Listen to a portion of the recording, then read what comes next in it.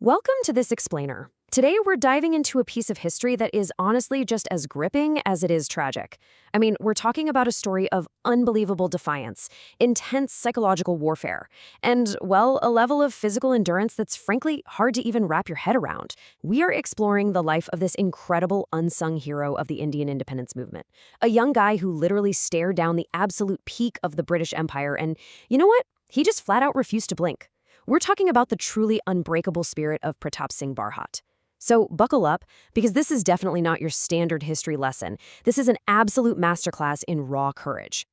All right, so I want you to really picture this scene with me for a second. It's freezing cold, it's pitch dark, and the air inside this British jail cell is just thick with tension. The young man sitting in that cell has just been handed a completely impossible ultimatum by the authorities. The cops have essentially laid out a deal. All he has to do to literally walk out of that cell a free man and, get this, guarantee the freedom of his imprisoned family members is just say one name. That's it. Just give up the location and details of his mentor. If he speaks, the whole nightmare is over. But if he stays silent, the nightmare is really only just beginning. So, what would you do? Section 1, an impossible choice.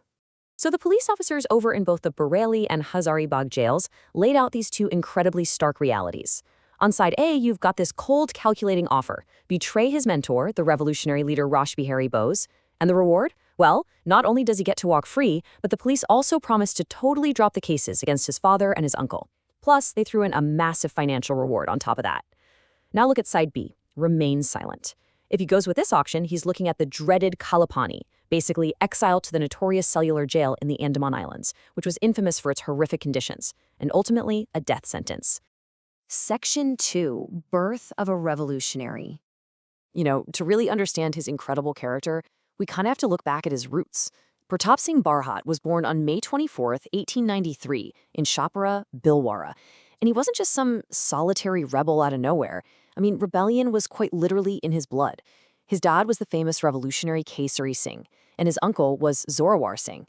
Actually, his entire family was deeply, deeply involved in the underground movement, fighting for Rajasthan's freedom under the master plans of Rasbihari Bose. So while Pratap got his formal education in Kota, Ajmer, and Jaipur, his true education, that was happening right at home, surrounded by freedom fighters actively plotting to overthrow colonial rule. Early on, he was hugely inspired by Master Amirchand, a guy who really fueled that initial spark, that desire to throw himself completely into the independence movement. And from there, he became a direct follower of the legendary revolutionary leader, Rasbihari Bose.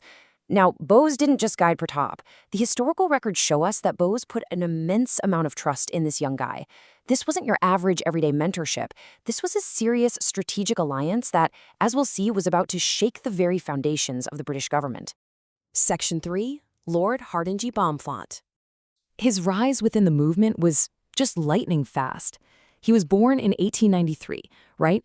And by December 3rd, 1912, when he's just 19 years old, Pratap Singh is directly involved in this absolutely sensational plot to throw a bomb at the Viceroy of India, Lord Hardings, right in the middle of a massive state procession. Just think about the sheer audacity of that for a second. A teenager operating at the highest, most dangerous levels of the revolutionary underground.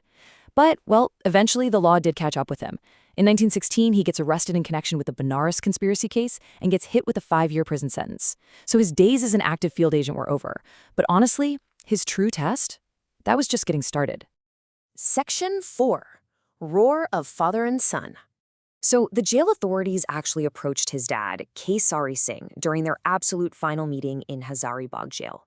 They told him, look, if your son just gives up Rasbihari Bose, Pratap walks free. And Kesar Singh, he just roared back with this fierce, unyielding pride. He told them, only slaves wag their tails for leftovers and later speak in your language. My son can roar like a lion. He will not bleat for his life. Wow. He completely unequivocally rejected the jailer's offer. He would literally rather see his own son dead than see him become a traitor. And meanwhile, in this sort of crazy parallel reaction over in the Bareilly jail, when the police superintendent is trying to tempt Pratap with all this freedom and reward money for naming his comrades, Pratap actually laughs. He literally looks at the jailer and says, even death cannot open my mouth. He just calmly points out to the authorities that, hey, you guys are just government servants doing a job, but me and my comrades, we are lovers of freedom fighting a holy war for our country's independence. The authorities were just stunned by this. The police even openly admired his bravery, but they definitely didn't give up. Instead, they pivoted to this incredibly vicious psychological tactic. They tried to take his love and his sense of duty towards his family and use it as a weapon against him. They told him, look, we will cancel the severe cases against your father and your uncle. We'll save your whole family from total ruin, and we'll spare you from the horrors of Kala Pani if you just cooperate. They honestly thought they could break this kid by appealing to his conscience as a son and a nephew. And this right here brilliantly illustrates the absolute, almost terrifying fearlessness of Pratap Singh Barhat. Even when confronted with the safety of his own family, the guy doesn't waver for a single second. He completely shatters the police officers' attempts to bargain with his life. He tells them, a brave man's freedom is on the battlefield. Even then, if you want to free me, give me a sword and see me slice through whoever comes like carrots and radishes.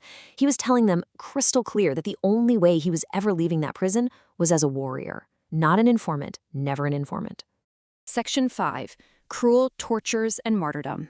So, realizing they absolutely could not break his mind, the British authorities decided they were going to break his body instead, and things escalated severely and rapidly. First, he was officially sentenced to the dreaded Kala Pani, which meant brutal exile and hard labor in the cellular jail. Then they stepped it up to the ultimate punishment, a sentence of death. Finally, he was transferred to Bareilly jail, specifically for the purpose of being hanged. But before the execution, the jailers unleashed this campaign of unimaginable, truly inhuman brutality to try and extract those names from him one last time. I want you to truly try and put yourself in his shoes for just a moment. They stripped him, and they made him lie flat on blocks of freezing ice. They forced thick, burning chili smoke directly into his eyes, his nose, and his ears.